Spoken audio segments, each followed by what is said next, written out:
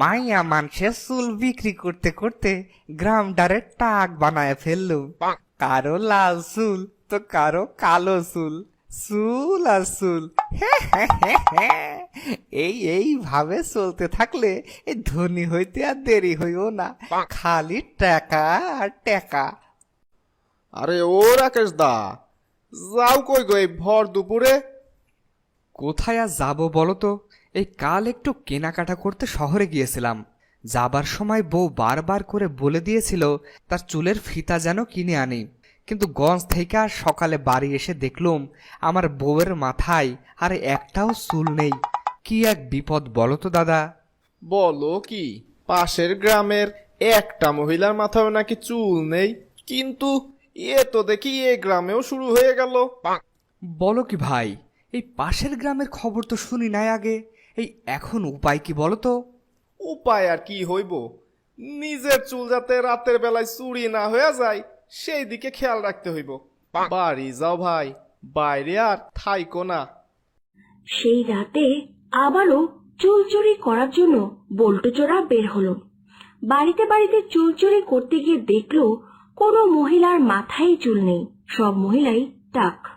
এই সব মহিলা চুল চুরি করে ফেলেছি রে। এই এখন কি করি? এই চুল না পাইলে কি বিক্রি করুম?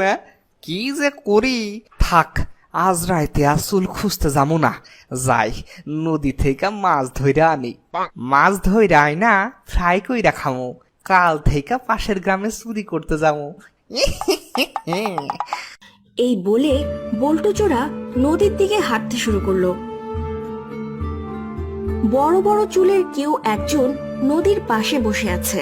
মাথায় এত বড় বড় চুল দেখে বল্টু চোরা নিজেকে সামলে রাখতে পারলো না, আর সে আস্তে আস্তে গিয়ে তার সব চুল এক পোঁচে কেটে ফেললো আর সেখান থেকে দৌড়ে পালিয়ে গেল।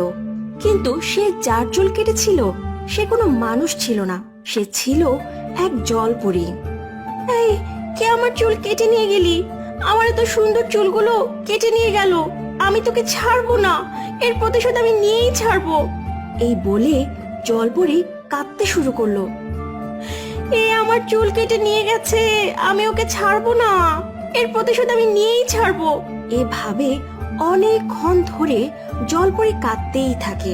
এদিকে জলপরীকে এভাবে কাঁদতে শুনে পানি থেকে এবং জলপরীর সর্দারনি চলে আসে। কি হয়েছে রে, তুই এত কাঁদছিস কেন? আর তুই টেকো হলি কিভাবে? ও মা, কি বিশ্রী দেখতে লাগছে।